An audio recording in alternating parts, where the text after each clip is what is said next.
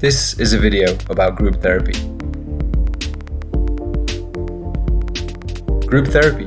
It's one of the Trinity Student Counselling Service's main options for therapeutic support.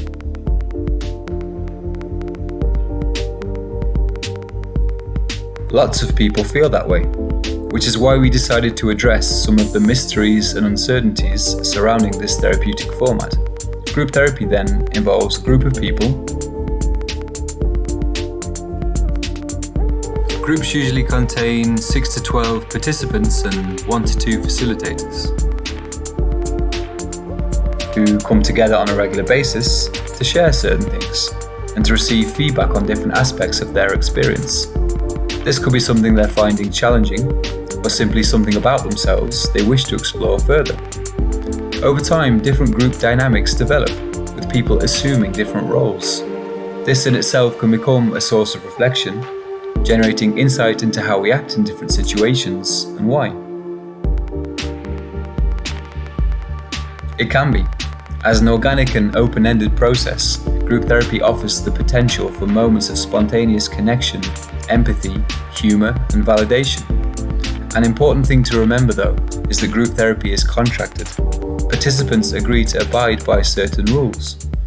Group facilitators are also on hand to ensure that everyone feels safe, supported, and included. These factors help to make the group experience a good one.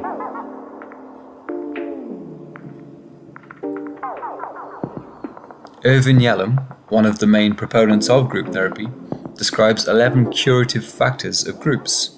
These are taken from the feedback of people who attended his groups. According to Yalom, group therapy instills a sense of hope, allows people to see that they're not alone,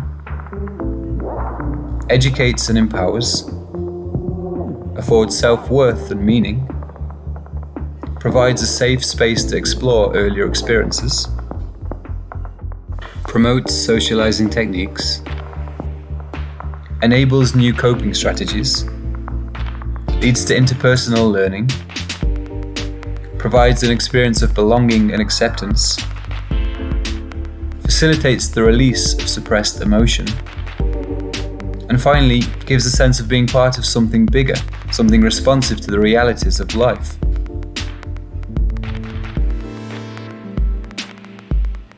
Fair enough. One benefit to group therapy, however, is that it offers the chance to discuss the experience of social anxiety and hear from others who have encountered it, rather than suffering it in silence. This can be reassuring. Group facilitators also ensure that new participants are supported and protected, while existing participants tend to go out of their way to welcome new members and help them to settle into the group. Group therapy can be beneficial and comforting for those who experience social anxiety.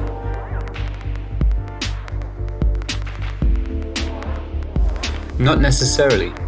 In some cases, people may benefit from one-to-one counselling before commencing a group, but this is something you can discuss during your initial consultation with the student counselling services.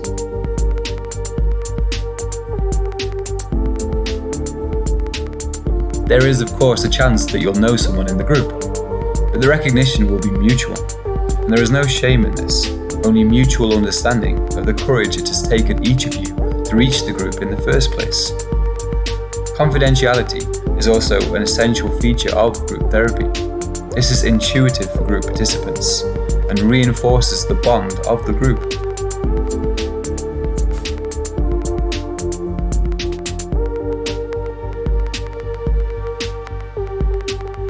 Well, group therapy is its own fully developed form of psychological treatment and not simply an extra to one-to-one counselling. In fact, groups can be viewed as a singularly experiential vessel for awareness, challenge, and change. So if someone is already engaged in one-to-one counselling and decides to participate in a group, then usually they will pause the individual therapy until they have finished their group treatment.